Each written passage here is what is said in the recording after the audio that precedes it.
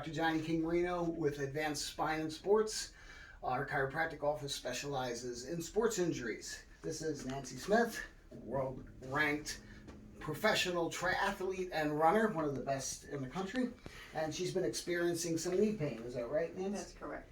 So Nancy has some pain in her knee when she starts running or biking, and then it slowly sort of disappears, and then toward the end of the bike or run, or when she stops and gets moving again, it comes back.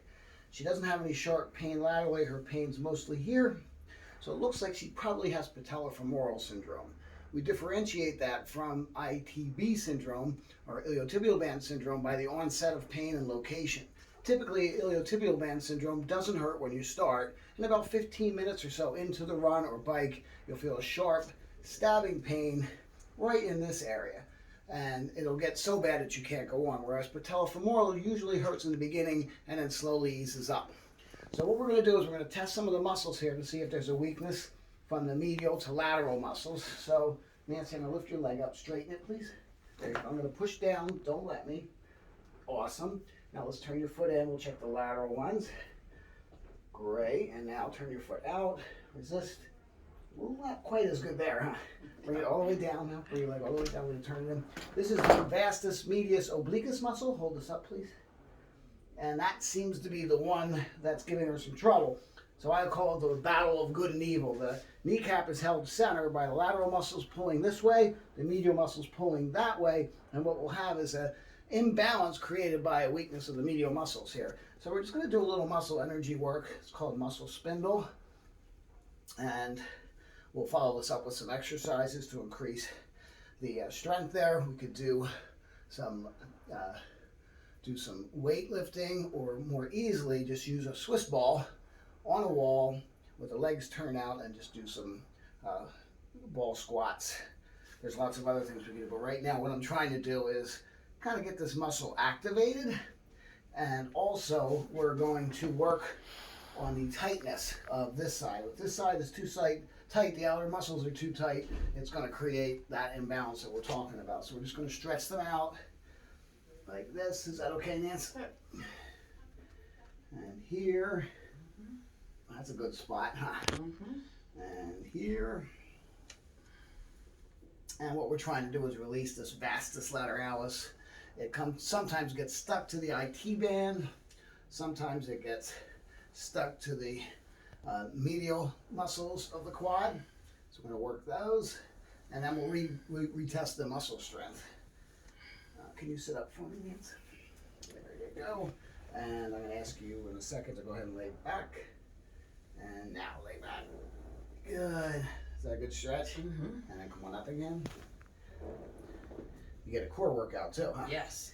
And again, lay back. Good, and up. And one more time, back. Girl. Yowza. That feels great. All right, now let's just retest the muscles. Hold this here, resist. Good, turn your foot in. Good, and turn your foot out. Awesome, let's go down here. Hold, resist. That's a lot better, huh? Yeah. Now, it's not magic. All we're doing is we're stimulating these muscles to actually start firing. This is a world-class athlete. Obviously, she doesn't have weak muscles, but sometimes they're neurologically inhibited. So we're just going to check the lateral area. Let's check the gluteus medius. I'm going to push this foot toward here. Don't let me. It looks like that needs a little work. So line your side facing that way. So we're going to work the gluteus medius by stretching her out. We're going to use our thumbs. I like to use my thumbs. I have Graston tools. I have all sorts of devices that we could use, but to me the best thing is good old-fashioned hands. I just like to get in there and feel what I'm working on. So we're going to stretch her out, and I get my cross training while we're at it. There we go. Here. Now take that right shoulder and bring it back a little bit. Let you run. There you go. We'll get a nice stretch. And again. Good. All right. Let's line you back again. We'll retest that. Push, don't let me. Much better. All right. The last thing we're going to do is work on the patellar tendon itself.